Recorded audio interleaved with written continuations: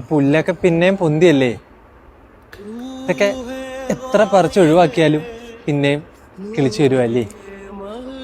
കേട്ടോമാ, നമ്മുടെ ആയിഷാത്തല്ലേ, അവരുടെ മോനൊരു അഫ്സലില്ലേ, അവൻ്റെ കല്യാണം അത്ര.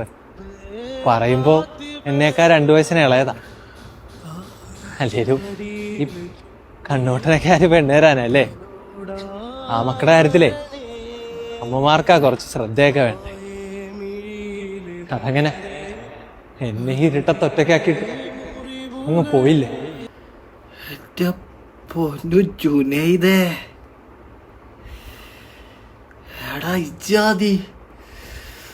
എന്റെ ജുനൈദ, നീ കരീപ്പിച്ചാട്ടാ. ശരിയായ ഒരു വീഡിയോ എന്ന് പറഞ്ഞ ഇതാണടാ വീഡിയോ.